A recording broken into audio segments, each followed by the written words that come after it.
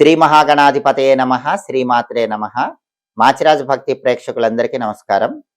సంప్రదాయంలో ఉన్నటువంటి రకరకాలైన స్నానాలేంటో, ఆ స్నానాల విశిష్టతలేంటో ఈ వీడియోలో మనం తెలుసుకుందాం. గరుడ పురాణంలో సంప్రదాయాల్లో ఉన్నటువంటి అద్భుతమైన స్నానాల గురించి చెప్పారు.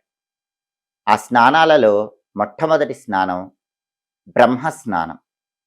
బ్రహ్మస్నానం అంటే ఏంటంటే, ఎవరైనా సరే స్నానం చెయ్యటం వీలు కాని పక్షంలో గిన్నెలో నీళ్లు తీసుకొని ఆ నీళ్లలో దర్భలు ఉంచి ఆ దర్భ జలాలు శిరస్సు మీద చల్లుకుంటే దాన్ని బ్రహ్మస్నానం అంటారు. అయితే ఈ బ్రహ్మస్నానం పురుషులు చేయాలి.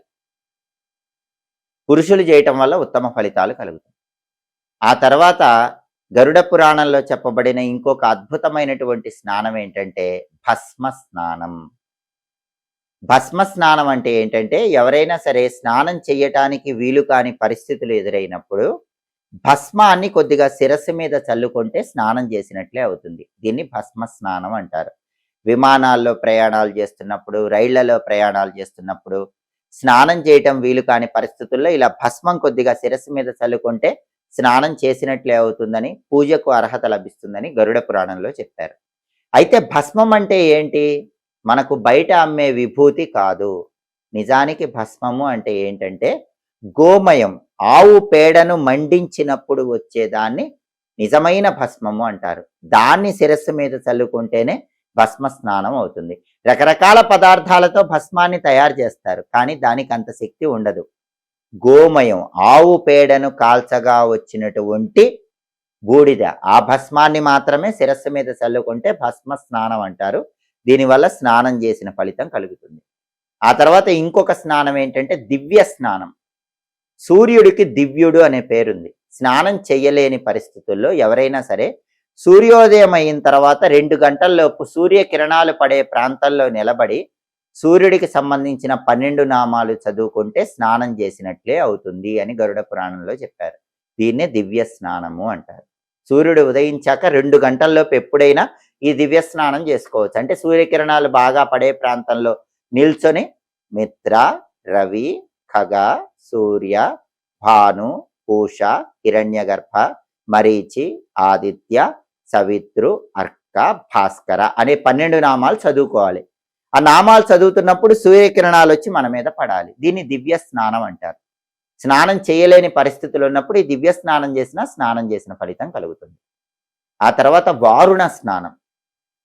వారుణ స్నానం అంటే ఏంటంటే, ప్రత్యేకమైన జలాలలో చేసే స్నానాన్ని వారుణ స్నానం అంటారు. అంటే నదిలో స్నానం చేయటం, చెరువులో స్నానం చేయటం, సముద్రంలో స్నానం చేయటం, వీటిని వారుణ స్నానాలు అంటారు. ఇవి చాలా అద్భుతమైన ఫలితాలను ఇస్తాయి. మామూలు స్నానాల కంటే నదిలో స్నానము, సముద్రంలో స్నానము ఎక్కువ ఫలితాలను కలిగింపజేస్తూ ఉంటాయి. ఆ తర్వాత చాలా గొప్ప స్నానం యోగిక స్నానం.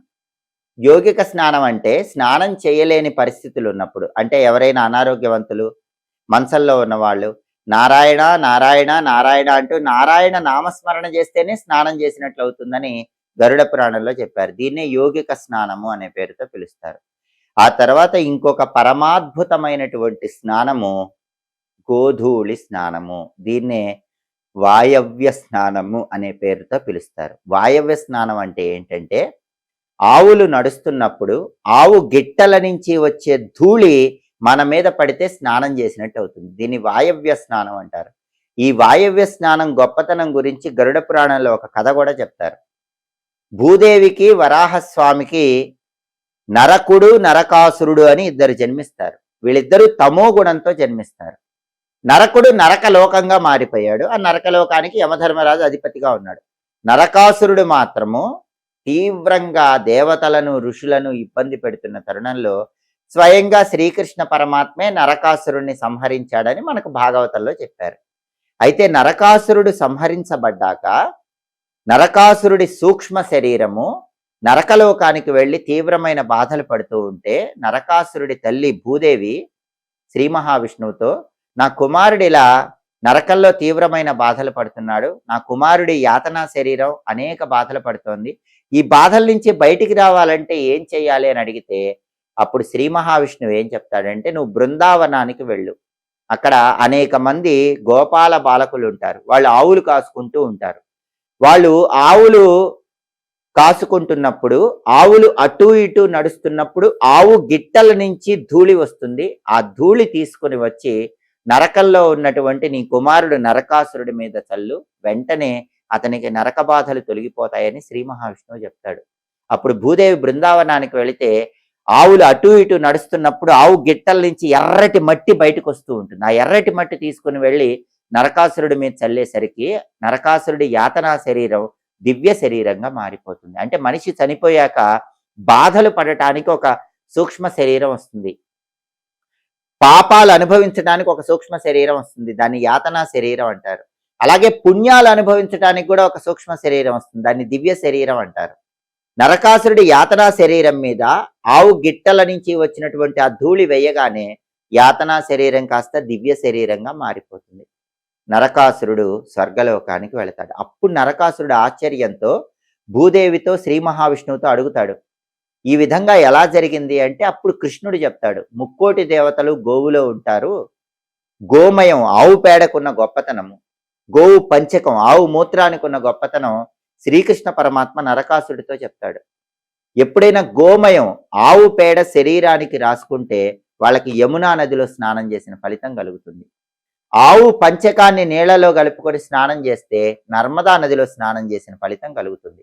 ఆవు పాలు గంగ, ఆవు పాలు కొద్దిగా నీళ్లలో వేసుకుని స్నానం చేస్తే గంగలో స్నానం చేసిన ఫలితం కలుగుతుంది. గంగా, యమున, నర్మదా ఈ మూడు ఎక్కడా కలవు, ఈ మూడింటి సంగమం జరగదు. కానీ ఒకేసారి గంగలో, యములలో, నర్మదలో స్నానం చేసిన ఫలితం రావాలంటే కొద్దిగా ఆవు పాలు, కొంచెం గోమయం అంటే ఆవు పేడ, ఆవు పంచకము, గోమూత్రం ఈ మూడు కూడా స్నానం చేసే నీళ్లలో కలుపుకొని ఆ నీళ్లతో స్నానం చేయండి.